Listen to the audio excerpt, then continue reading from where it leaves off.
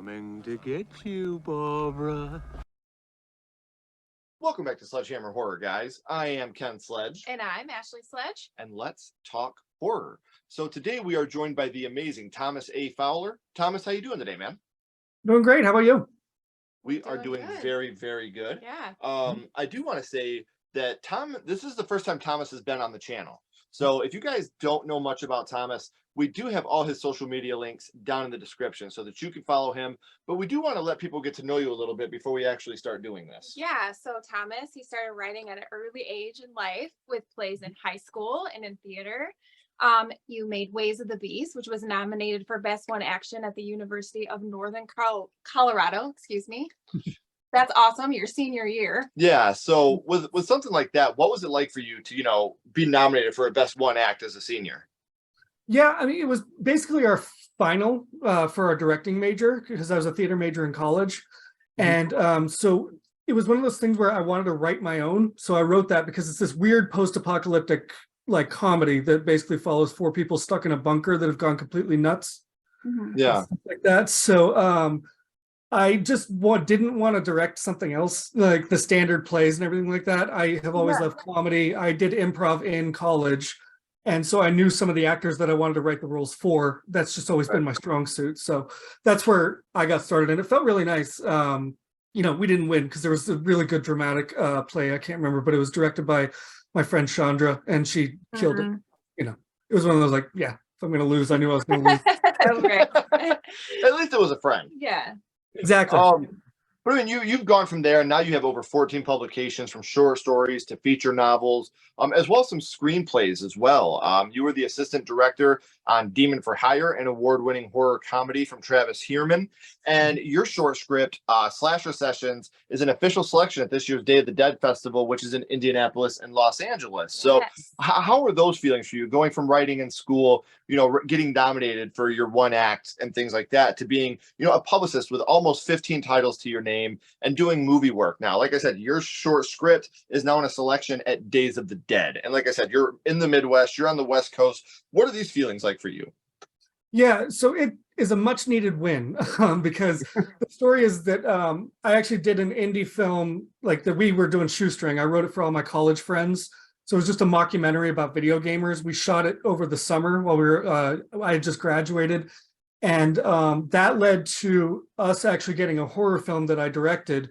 But that shoot was awful. Like the real horror movie would have been if they were watching me trying behind the scenes.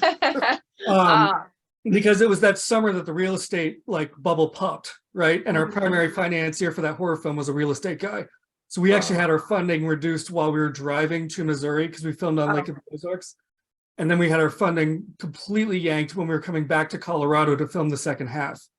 So that kind of led me into like a little bit of a like, well, that didn't work. So that's when I started writing books, right? Then the pandemic hit and my second book, which is right there, that got a traditional publishing contract, which was a 5-6 year journey in and of itself. And then the pandemic took that publisher down. So that book wasn't even on the shelves for a year before it got like knocked out. So I have had a number of creative starts and something that just abruptly killed it. And as a result, I'm kind of getting back into the movies because it's more accessible. People can make things with whatever they have available to them. Sure. And my friend Travis, who's a fellow author, he was making the short and asked me to work as AD because he knew I worked in advertising on video productions. That's my primary day job there. And it got me going. So during the pandemic, I started rewriting some new scripts and submitting it. And so I'm starting to get that momentum back up. And it's giving me that mental freedom to feel a little bit more excited about creative space again. And it's starting to begin that upward spiral. And hopefully I can keep it moving this time and there's no weird abrupt. Yeah, for sure. I'm just glad that you got kicked down, but you're still getting back up and you're excited about things. That's awesome. Well, yeah, especially in the entertainment industry, we've learned that for every one yes you get, there's 150 no's punching you in the face in between. So the fact that you're willing to absorb those hits and keep on moving forward, just like Rocky said, it's not about how hard you can get hit. It's not about how hard you hit. It's about how hard you can get hit and keep moving forward. So good for you, Thomas, on being able to do something like that. Now, I did say it a couple seconds ago, but now that you know that he has over 14 publications to his name, we do again have all his social media links as well as some of the links for his books down in the description. So make sure you're following Thomas on social media. Make sure you're checking out his literature because somebody's out there making art. We want to support that art as much as we possibly can. So make sure you guys are doing that. And that's the big thing with us is we love to help people create art. And today we're going to be talking about art. Yeah, Thomas, do you want to tell everyone what movie we are defending today? Yes, we are defending Night 90, which is the short term of figured out as the fandom. But it's the 1990 remake of Night of the Living Dead that was directed by Tom Savini and written by John Russo and George Romero, which I didn't know until I started researching this, that I knew Romero worked on it because he was trying to get the rights back to the Night of the Living Dead. But I never registered that he wrote it until I rewatched it this time. So that was awesome. And you could really see a lot. I feel like this was his way of righting some of the wrongs that he felt he did in his mind. Now, as always, we start off with the Rotten Tomatoes score, and I think we can comfortably say this is the highest rated movie that we've done so far. So far, yeah. It has a tomato meter of 68% as well as an audience meter of 68%. Which so we've never had that where the audience and the tomato reader have been the same. So we got a D+ on this movie, which I think is it's not too bad. Criminally low for this film. So we as always we don't pull names because that's not who we are. Yeah. But we do have some criticisms that we found from Rotten Tomatoes. Would you like to tell people about some of the criticisms we found? Absolutely. So some say that it doesn't really reinvent the original narrative. People think it's a pointless remake. It's lacking in social and political commentary. It's lacking in scares. It's forgettable. It seems like everything's rushed from character development to the pacing. People don't like how Barbara is, more of a badass and less of like a damsel in distress. Yeah, people, I don't know. I feel the same way with that look. And then there was one that said there's an overexposure to the zombies, which makes them less scary. I disagree with almost every single thing I know, that you said. So knowing some of the criticisms that you've heard here, what are some of the things that you've heard? Some of the criticisms that you've personally heard about the film? Yeah, I think the biggest thing that I've taken away was kind of most people think it never needed to happen. Right. But I think anybody who actually knows the story of the original Night of the Living Dead with that copyright loss and how much they just lost money on this and just got nothing out of it, I would almost argue that it was necessary for that reason alone. But that criticism about Barbara's character, I almost felt like that was the one reason it was so great. Yes. Patricia Tallman just kills it. I mean, I would put her performance, it has that sort of Ellen Ripley, Sarah Connor vibe of still vulnerable, still very human, right? Because initially she's still kind of locked up. We would all be. But then when push comes to shove, she really shows up, and, spoiler alert, she's the final girl. So I do think that there were some updates. And honestly, I think that because this was pre-Candyman, this probably was a big thing on Tony Todd's resume to get him Candyman. So I honestly think it was also very vital to launch his career in horror as well. So, I mean, that's a starter. How about you guys? I disagree with everything that was said about the criticisms. Like you said, I loved Patricia Tallman in it. I thought she was a badass. And like you said, she was vulnerable at first, she was scared, about everything that was going on. But I think that she was the upside of this film for sure. And Tony Todd, obviously. Well, when she breaks, is he dead? Yeah. Is he dead? And she's shooting the zombie at the window and you got the, which is awesome. Yeah. They always wanted, it's all prosthetic. They always wanted a shirtless zombie, a topless zombie in the film. And the amount of time that guy did in the prosthetics to make those pops, it was really, really cool. And that's one of my favorite scenes in the whole film is, she's not this girl that just went crazy and shut down. Right. She went crazy and realized she had to fight. She had to fight, and they couldn't have casted a better person for the role because Patricia Tallman is just the sweetest lady in the world. And, she came out and she just completely killed the role. She made it her own. We did a top 10 final girls. She was in my top 5. Yeah. That's how much this role meant to me. So, Yeah, we talked about some of the criticisms of the film, but Mhm. we want to be more positive here. That's our big thing. Thomas, why would you say this movie means so much to you? Why is this the movie that you picked to defend? So this was kind of my introduction to the zombie genre, and it's primarily because I discovered it on TV as a teenager. Because this would have come out when I was only like 7 or 8 years old. I was way too young to actually see it in theaters or anything like that. So I first saw this when it was like airing on probably TBS or TNT, one of those just you're flipping channels and stumble upon it. That's also how I fell in love with Army of Darkness. I was flipping channels and just I happened to hit it right when he said, "This is my boomstick." And like my friend Jared, who was going to the Air Force at the time because I was living in Colorado Springs, we both were like, "Okay, we got to stop and see what's going on." Yeah. I think a lot of people around that age of me being like an elder millennial, kind of had that experience of like discovering a lot just through channel surfing. Oh yeah, absolutely. Right. And so the thing is that then as I got older, it allowed me to start going to Blockbuster. This is where I'm aging myself really hard. And like start renting some of like the original Night of the Living Dead and Dawn of the Dead, Day of the Dead. I still remember when I rented it, Dawn of the Dead, because my sister came in right when the bikers were just getting ripped apart. It just traumatized her because my sister she and I couldn't be further apart on pop culture as much as I love her and we get along. So it's easy to tease her. But it really kind of sparked my love of the genre. And it really just kind of showed me how cool those practical effects and gore can be. Yes. Because everything in this movie is practical. Yes. There's really not a digital thing to be seen in this movie.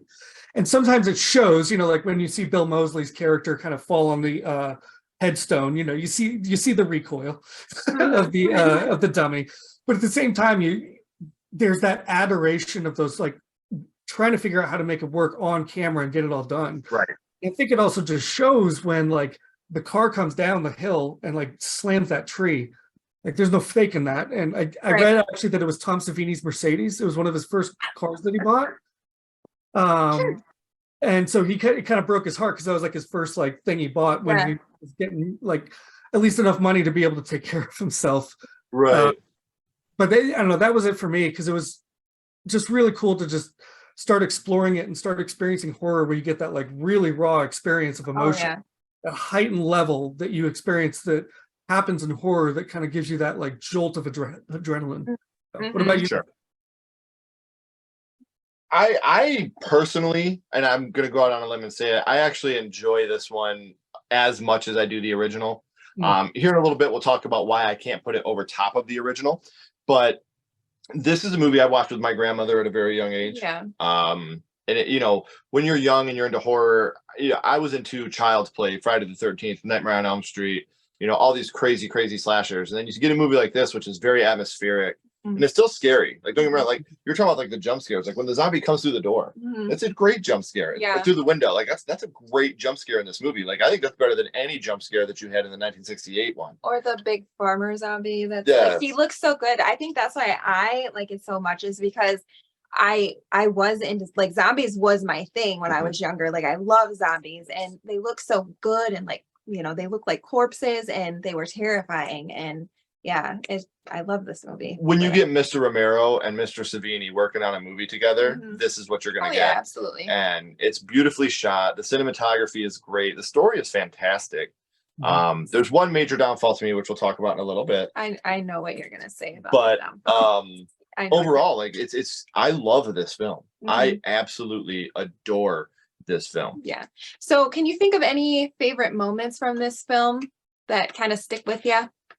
Absolutely. I think one of the key moments for me is when Patricia Tallman, like Barbara's character, is first going to the house. Yeah. To me, that is like a masterclass in how to build atmosphere, create your setting, and build the tension. Initially, she's just running up to the barn, seems like your average house. She goes by the hay. But then as she comes in, the door's like slightly open. The burner on the stove is like still going, but there's no one cooking. So she turns it off. It's those little hints that they give initially. Then it builds when she goes in there and you start seeing like the taxidermied heads. And it also like helps you understand that, no, we're in like the more rural Pennsylvania. Yeah. It's not Philly. And then like you could just feel that tension building.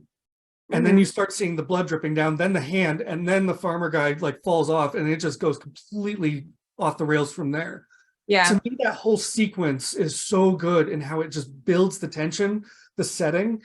Mhm. It gives you just enough where you just know something is wrong, but Right. you can't put your finger on it quite yet. And then it just picks the moment when that big farmer like zombie, who's just, the makeup is so gross, how he's got the blood all over his face, I love it. and how he comes flying down, and the terror feels incredibly real. Yes. Yes. So I don't know, that was one that always stuck out to me as just the whole sequence of that, of her first coming to the barn and how he Mhm. built that and put that whole thing together, just between camera work, storytelling, tension building. It's perfect in my opinion. Oh, Yeah, and I agree with you, because you have that moment of, you just at the beginning had a terrible thing happen to this woman. mhm. And in watching the special feature, something Ashley and I seen was Tom Savini called it a Houdini trick. Hmm. In the original Night of the Living Dead, the first thing you see is the zombie approach them and get Johnny in the cemetery.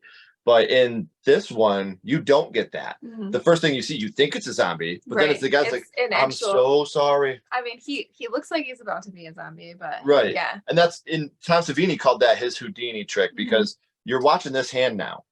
You think that that's the magic is what just happened, but then this hand is the one that's actually doing the magic, and it's sneaking up on you Yeah. while you're watching this hand over here. And I love that he took that classic part of Mr. Romero's film and he flipped it on its head. Mhm. You don't get a zombie attack first. You think, whoa, what's this? You know, people that have seen the original first are like, what's going on here? Right. You know, and then you get the zombie attack. So I thought that was brilliant. That was a scene to me. And so that- many directors have stole that Houdini. Yeah, that you know, Houdini trick. They absolutely. Insidious is a big one. They just Yes. did that with Insidious. When you get the zombie pointing at Dalton and then it comes back and the demon's demon, behind. yeah. Another great example of working that, you know, watch this hand, while this hand over here is sneaking up on you. So Yeah. brilliant. That's one of my favorite moments of the whole film. I think Now that's, I was just no, gonna say, go ahead, thing please. it does so well is that it picks its moments to like subvert your expectations of what you know about the original. Right. Right. And it's really cool because it does that even with some of the key lines and key moments, in the sense of like, we know what you're expecting, but we're not going to do it. We're going to flip Yeah. what you're expecting. And it's really great just how they pick and choose those moments really carefully, because some things still have some reminiscence or like Mhm. moments that are echoes of the original, but then they just do it just in a different way. You know, the same thing with the whole TV sequence between Ben and Cooper fighting. You know, Yes. last time it was caught down, then you get that massive exposition sequence. They get it right out of the way. They give you just enough, but then there's the fight and it falls down the TV. And that's a little bit less of like a key moment, but just another good way that they just kind of toy with the audience's knowledge of the original. So Yeah, for sure. And I like that they took the bones, you know, Yeah. of the original and, you know, gave it the muscles and the meat and made it their own. They definitely made a bunch of twists and turns along the way. Yeah. They didn't do a shot for shot remake, thank God, because that's one of my least favorite things in the world. But yeah. Obviously, Sledgehammer Horror, we love the kills. Gorier the better. We love the kills. And this movie does not have an absence of kills. They do have plenty of kills throughout the film. Which kill or death in the United Living Dead remake would you say is your favorite, Thomas? yeah, so I had a couple that I was toying between. You actually mentioned one of them already, which is the "Is he dead?" One, just because that the effects on that zombie are so like unsettling, just in the sense of how he kind of comes through and like does the arm stretch and like really shows everything off. But also it's just so good for the story in terms of like Barbara's starting to lose it, where she just, is he dead? And then she shoots him and then goes into that moment where it's like, you can talk to me after you stop screaming at each other like a bunch of 2-year-olds. Yes. It's such a like incredible moment for her. The other one that I was toying with, so I'll go there since we already talked about the "Is he dead?" moment, was early on when we first meet Ben, because he just Grand Theft Autos a guy, like, and just hits that one zombie. He totally does. But it's because he knows that, you know, he's been through enough at the diner and everything like that, that he knows it's fine to just run this guy over. But the thing I love is that then we go back to that zombie where you see him on the hill just like trying to go up, even though his legs are now completely 180'd. And that's another key moment for Ben too, because Tony Todd goes over and like just jams the crowbar into the skull and just screams like, "God damn you, you know, damn all of you." It really shows like how tired he is already. Like it's only been a few hours and he's already just completely just broken emotionally. So it means a lot to the character, but also it just has that like right when he like smacks him and runs him over with the car. It's just really abrasive. What about you guys? And you talk about the great practical effects there. You know how they dug the hole, and the guy was in the hole, and they had the legs coming out the end, like the typical Tom Savini, where it just like it's so obvious, and Tom Savini's just like, that's what we're gonna do. We're gonna put a guy in a hole and have some legs behind him. Fucking brilliant. Yep. I'm always gonna go with the daughter. Oh, the daughter. Yeah. You know, I got to go with that one. Seeing her reanimated, whether it's in the original, whether it's in the remake, it doesn't matter. Seeing the daughter reanimated is one that it'll always be special to me because of certain things in my life at the time. So for sure. Yeah. What about you? Probably the one at the window with the special effects when he's, popping out. Like that one holds dear in my head when I think about it. It's a great moment in the film. Mr. Magruder's death, like the other guy who comes through the window, that one's also really unsettling to me as well. Just because like they spend a lot of time with him like struggling in the window where he's screaming, Judy's screaming her ears off, and then like she shoots him. He's like, "You shot Mr. Magruder," and he goes, "And I didn't do that." But it's just that like that's when things are really starting to unravel because like that constant screaming and just abrasiveness just gets in your head where you're starting to really feel the escalating tension amongst all the characters and dynamic there. But just that guy's performance who played that zombie, just the screaming and like the clawing that he's doing. Ugh. Yeah, it's eerie. Absolutely. So is there any favorite quotes or one-liners that you take from this movie? Yeah, we talked about how they kind of subvert our expectations. I love what they did with there's another one for the fire. There's another one for the fire. Yes. Like that's obviously the iconic last line, and the way they twisted that to now it's Cooper and she just blatantly shoots him while he's still alive. Was fantastic. That was another key moment that you could tell they knew when to flip the script a little bit. My other one is early on when Ben actually says, "Doesn't take long for the world to fall apart, does it?" And it's funny because I rewatched this with my wife, and when we were watching it just a few days ago, when he said that line, she doesn't watch horror too invested. She can't like be too immersed in horror, is what I would say. She still like has a surface level because we just like spending time together and watching movies. But as soon as he said that line of "doesn't take long for the world to fall apart, does it?" My wife just looked up and he was like, "No, it does not."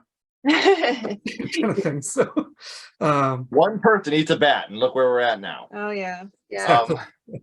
So yeah, that's a definite huge line in the film. So we've tried to stay overly positive with some of the things we've done, but we know there's no such thing as a perfect film, Thomas. So if you could give us some of your own personal criticisms from the film, what would your criticisms of Night of the Living Dead be? I think it doesn't go hard enough. When I was like looking up things about this movie and stuff, I found out that Tom Savini wanted to do so much more with this movie, to the extent that he actually released a book in 2019 with like storyboards of all the concepts he had. It's called like Night of the Living Dead 90, the version you've never seen. So I really want to get this book because it has all these things in gore that he wanted to include, but kind of got cut down either because of budget or censorship or something like that. So for me, that's one of it. One piece there. There was a comment you talked about with the lack of social commentary. That's kind of one where I have a mixed feelings about that because I do think it is quite as obvious. At the same time, I will give it some grace because I do think it did have a good embrace of that early 90s, late 80s, like classism in the sense that you have Cooper and his wife who clearly were at like some sort of gala or like fundraising event. It was something corporate because he had the 90s tuxedo that my dad wore because he was working in high tech in the 90s. He had that black tuxedo that he would always wear when he went to those fundraising galas and events and things. The last other part was the music sometimes gets a little for me. I think that there are some parts that are great. The opening credits, that goes really well. The gas pump, when Barbara sees that Tom and Judy are getting eaten, the like deep thuds on that are really atmospheric and great. Also the end credits, if you needed to know when this movie was made, the end credit like guitar shred definitely said like this was made in the early 90s. but having said that, there's a couple moments like when Barbara stabs the first zombie with the flowers. There's sort of like a little bit lower quality synth that kind of comes in that just it gives a little bit of that direct to VHS vibe. That makes sense. Same thing with like a bass line when Ben and Barbara are kind of like dragging the bodies out. It's just a very weird bass line that just sounds more like it's like the bass line for a funk song than anything else. Yeah. Geddy Lee stuck in the studio that day. Yeah, exactly. You know, and then some of the acting from the supporting cast is just okay, but at the same time, I think they did well with what they were given. Yeah. Judy's never been a fully fleshed out character, in my opinion. You know, so she's not given much to do, but Freak out and scream. it really is. Oh, go ahead. Sorry. No, all she has to do is freak out and scream. Exactly. You know, the movie really is like Tony Todd, Patricia Tallman, and Tom Tolles, the guy who plays Cooper. It's really their show. Plus Bill Moseley for the 5 minutes he's in it. You know. Yeah. And Cooper did great, man. Because you really want him to die. Like if you feel like that, you know, like he's done his he's job. doing his job. Yeah. I don't think this is a secret. Anybody that knows me knows. I already know it's the ending. I hate the ending. Yeah. He turns into a zombie. I don't like Tony Todd being a zombie at the end. That just really bums me out. I thought that the original had a great ending. You know, when you think he made it, he didn't. I know they were trying to go with a more uplifting. But I mean, he would have made it, and they just killed him anyways. That's why I like this ending better. See, but with this one, like, I just feel like that's too. I don't like that ending for Ben. I feel like he deserved to survive the night. He deserved to be able to make it out to the other side. Like that, his character deserved it. But I see what they were trying to do. You know, they were trying to, you know, they were trying to right the wrong of in Tom Savini, or not Tom Savini. I'm sorry, in Mr. Romero's eyes. Times have changed since then. They're not just going to kill Ben for being a black guy in the house anymore. So let's give him the send off that he needs and let's make him a zombie. I love Patricia Tallman at the end. Like you were saying, you know, when she shoots Cooper and there's another one for the fire. And, you know, she actually gives a line at the end. They're us. We're them, they're us. Like, who's the real monsters? Yeah. And I feel like that really influenced a line from the show The Walking Dead. That we are the Walking Dead. In my opinion, that's where he's like, you know, we're the ones that are really, you know, the monsters and they're just animals looking to feed. And I feel like that line was directly taken from, at least influenced by Patricia Tallman's, oh my God, we're us and they're, or yeah, we're them and they're us. Right. You know, Absolutely. I thought that was a really, really good callback from the Walking Dead side to an iconic line, in my opinion. So that's another one that I really, another line that really hit me. But my overall criticism of the film would be the ending. Yeah. Do you have any criticisms of it? I mean, I think just maybe the other characters, they aren't as great as, you know, Patricia Tallman and Tony Todd obviously are amazing. The other ones, they just kind of fall flat. That's really my only major criticism. Okay. So if you had to choose, would you choose the OG or the remake? I think it depends on what conversation we're having, because it's always one of those things that, like, it's like when people ask what's your favorite movie, I'm like, it's hard. What am I in the mood for? You know, like Jurassic Park, Seven Samurai. I would probably argue any of those, right? I think generally speaking, I do have to go to the original, just because of its influence and its impact and its staying power in terms of like what it did for film. I mean, at the same time, Night of the Living Dead, Dawn of the Dead, Day of the Dead, this one, I watch them anytime I want. You know, like they're definite rewatches for me anytime. I honestly think Day of the Dead is a underrated one, especially post-pandemic. I rewatched it after the pandemic. I'm like, no, people do go that crazy. I thought some of the military guys were too over the top. I'm like, nope, pretty accurate. That's for sure. So what about you? I'm gonna have to go with the OG just because it has, you know, it has a very special place in my heart. It's where it started. I feel like that's really when, you know, the zombie genre picked up. Like, you know, it started something. So I have to go with the OG because of that. Can I put the OG's ending on the remake? No. I'm going with the remake, actually. I've always been a bigger fan of the remake, and this is not a stab at the original. I think the original is phenomenal, and I think we would not have the zombie, like you said, was Night of the Living Dead 1968 the first zombie movie? No, it was not.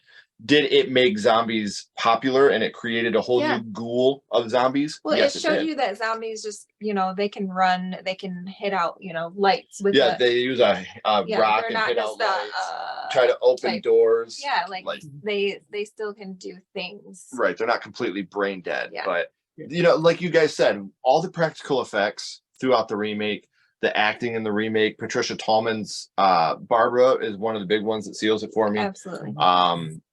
I'm a bigger fan of the remake, but I mean, like you guys said, if I'm, do I want to eat the green Skittle or the orange Skittle? Mhm. They both are going to taste delicious once I eat them. It doesn't really matter, but today I'm picking the green one. I'm going with the remake for me for which one I prefer of the two. Okay. Now while we're doing that, what we want to do is when we do a My First Horror Movie episode, we rank a movie out of 5 skulls. Now, we're not doing a My First Horror Movie today, and we have 2 hosts. So what we're going to do now is we're going to rank Night of the Living Dead 1990 out of 10. So 0 being not as good, 10 being the best. What would your ranking in a skull count to 10 of Night of the Living Dead be? I think I would go a 7.5. And if we need to round up, we'll go 8 just because of a little bit of nostalgia and feels. Mhm. How's that? So, Yeah, that's perfect. Yeah. Go ahead. I think I'll do an 8 as well. I know I always give higher scores and he rolls his eyes because I give every movie a higher score than he always does. But I really enjoy this movie and it's a lot of fun and I can watch it at any given day just to put it on, even as background noise. The reason I rolled my eyes is I was going with an 8 as well. Oh. But since Ashley went with an 8, I'm going to go with a 7.98. Yeah, but then you're rounding it up. You can't argue with how great a movie is. Even though I try to be extra critical most of the time, there's very little for me to be critical about this film. Like you said, some of the practical effects don't age as well. The big example being Bill Moseley's head bouncing like a piece of rubber off of the headstone. But I would rather that than a CGI effect that has aged poorly. At least I know when I watch that they put their blood, sweat, and tears into creating this dummy of Bill Moseley of Johnny to be bounced off the headstone. And it looks way better than how Johnny dies in the original. In the original, you're like, wait, what happened? How did he die? Like that killed him? What's going on here? Well, with that too, it just, there are some scenes where I'm just astonished at what they pulled off, just with the gas station explosion. That thing was huge. And it also created some moments because there's one moment, I don't know if it was supposed to happen or not, but when they leave the house, when they're getting ready to go to this gas station, Ben has like a torch and he lights a zombie on fire. It's obviously a dude in the flame suit, but there's a part of the house that catches and he just swipes it. And I don't know if that was supposed to happen or not, but it looks like it was just Tony Todd, the actor, taking a second to be like, oh crap, let me put that out. And because of that practicality, like it gives it that sense of realism and like genuine emotional response.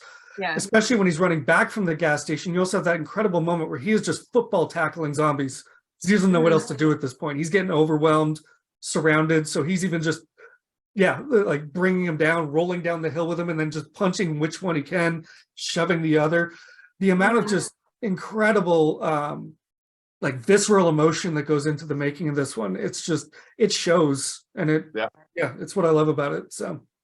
Absolutely. And like I said, we all gave it an 8. That's an 80%. That's saying something. That they did something right. Yeah, they absolutely did something right. And this is one I've always said this is one of the top 5 remakes of all time. Yeah. It has enough of the original to stay true to its roots, but they also made it their own in so many different ways, and in some ways so much better. The practical effects, the character of Barbara, there's just so much about this movie that you watch, you're like, wow, they knew what the hell they were doing when they did this film. So so Thomas, we're going to do your final defense. You're talking to somebody, you have 30 seconds to tell them why they should watch this movie. What would you say to them? Yeah, I would say this is such an incredible example of how to do a remake. If you think about it, Tom Savini was almost put in an unwinnable situation. If you think about remaking one of the most classic horror films of all time, right? Yes. The fact that he was able to, with George Romero's script and John Russo, they were able to update the characters in a meaningful way, but still like hold just enough that it feels familiar, but flip it around to give you those like subverted expectations. And yeah, we've echoed on the practicals so much, but it really is like the makeup on these things are just insane, because the first autopsy zombie, we didn't even touch base on that. And let's talk about how incredible the makeup is on that zombie. The fact that it looks like it's a dude who's genuinely like ripped open, full autopsy, walking out toward her. Like it feels real. The eyes, you know, the contacts that they put on the zombies, it looks like the life is gone. Like, because it has that like cloudy gray. It just it takes what was put together from 68, the foundation they built, they elevated it, and they didn't accept just cashing it in so they can get the rights renewed. Because they could have phoned it in and say, ha, rights are back, we got it. They really put a lot of effort into it to make it work, and it shows. It does, absolutely. It really, really does. Yeah, so. you make me want to watch it. Yeah, I want to go back and rewatch it again. So we always end this with the same question. We talked about what movie we're defending, and I know you said that you hate to do this, but my little buddy Ghostface here is Thomas, and he has a question for you. All right. What's your favorite scary movie, Thomas? We defended Night of the Living Dead 1990s today, but my friend, what is your favorite horror movie? It's got to be Jaws. I think just I'm a Spielberg kid. I was born in 82. So, I mean, Spielberg has been in my life since I have been around. The first movie I remember seeing was a re-release of E.T. Oh, nice.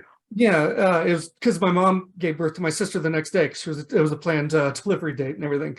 But I just, every time I watch it, I'm astonished at like the character development, the way that they show so much and don't tell about the characters, the dynamics there. And then just because it brought up my like Dead franchise piece, also just I got to give a nod to Shaun of the Dead, because that's the other one that's a little bit more horror. I love everything they put in there, even by doing a little flip on the running the zombie over with the car, you know, when they're just like, hello, you okay? And then it's just like, oh, thank God. We're coming to get you, Barbara. Yeah, exactly. The amount of nods and stuff, I don't know. I have rewatched that one probably every year at least once since Shaun of the Dead is extremely special in his household. Yeah. The only bad thing about that movie is its title. People see the name Shaun of the Dead and they think it's just like a scary movie, parody movie. It is not a spoof movie at all. It's its own original film with amazing. It's not like over the top slapsticky. There's genuine emotion throughout the movie. But there also are good scares. Great scares. Yeah. Real laughs. Cries. Like you. I bawl every time I watch the movie. Yeah. It's just Shaun of the Dead. Like I said, the only thing I ever find wrong with that movie is the fact that its title makes people think it's a spoof. Yeah. And I'm telling you, I had a DVD that had Shaun of the Dead and Hot Fuzz together on it. I literally wore out that DVD because we would play it at night. I'd put it on repeat at night, and it would just play over. I could wake up at any moment and be like, "Oh yeah, I know this part," and just go right back to bed. Like that was on those are my comfort movies. Shaun of the Dead and Hot Fuzz. I could put those on at literally any point of the day, no matter what's happening in my day, and I will be a very happy camper watching those movies because that's how much those movies mean to me. Yeah, absolutely. Hot Fuzz is one of my favorites. Here's my question to you: do you ever turn to Ashley and say, "Hot Fuzz" or "Shaun of the Dead"? And she goes, "Which one do you feel like? No, which one do you want to watch Which first? one do you want to watch first?" Right? So, yes, man. See, like, and another thing about Hot Fuzz that I try to tell people, because would I consider Hot Fuzz a horror movie? Me personally, no. Yeah. Do I think there's a lot of horror aspects throughout Hot Fuzz? Absolutely, there is. It has an amazing twist ending to it. Like, I think the twist at the end is brilliant. And there's so many things that you say, like, that I quote in my everyday life that come from Hot Fuzz. Like, each day I go back and forth between which film I like more, Shaun of the Dead or Hot Fuzz. Like, that's how much I genuinely love both of those films. It's just, where's the inebriate in Cell 9? Like, I love that movie. Yeah. When's your birthday? May 15th.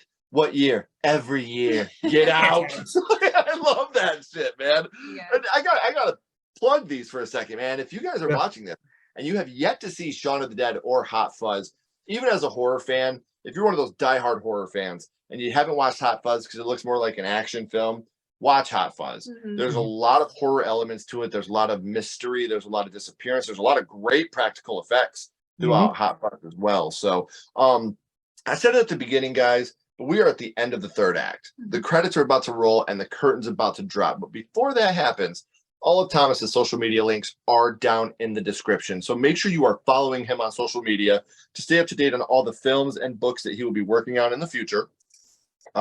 Thomas, please don't go anywhere. We got a couple more questions for you. Sure. Everybody else, as always, if you haven't already, please like and subscribe. It does help the channel more than you know, as well as follow Sledgehammer Horror on social media. All our links are down in the description as well. But until next time, keep talking horror, Stay who you are. and we'll see you guys soon. Bye, guys.